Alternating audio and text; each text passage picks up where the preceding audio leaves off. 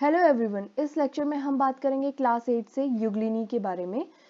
इस क्लास के अंदर जो मेंबर्स पाए जाते हैं they are highly specialised unicellular green flagellates. इस क्लास में जितने भी एल्गी देखी जाती हैं वो ग्रीन कलर की होती हैं एंड यूनिसेल्युलर फॉर्म में प्रेजेंट रहती है और इसमें फ्लैजिला मूवमेंट के लिए प्रेजेंट होता है।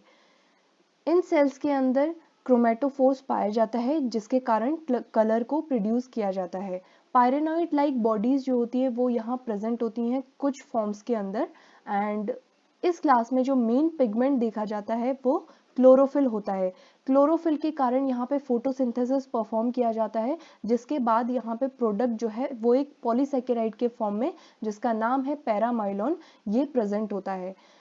ध्यान रखने की बात यह है कि इसको बहुत सारे एग्जाम्स में पूछा गया है और पूछा जाता है कि पैरामाइलॉन जो है वो किस क्लास के मेंबर्स में देखा जाता है, कौन सी क्लास के मेंबर्स इसे प्रोड्यूस करते हैं with the help of photosynthesis. तो पैरामाइलॉन जो है वो यूग्लिनी क्लास के अंदर देखा जाता है जो कि फोटोसिंथेसिस का प्रोडक्ट होता है। नेक्स्ट है most of the members have one और टू फ्लैजिला। इस क्लास के जो ज़्यादातर मेंबर्स होते हैं उनके पास फ्लैजिला देखा जाता है जो कि नंबर में 1 या 2 देखा जाता है and it is arises from the base of canal like invagination at the anterior end. Suppose ये कोई एक एल्गी है, इसके जो बेस पोर्शन है यहाँ से एंटीरियर पोर्शन से, सपोज ये एंटीरियर है ये पोस्टीरियर पोर्शन है तो इसके एंटीरियर के बेस पोर्शन से फ्लैजिला इस तरीके से अराइज होते हैं।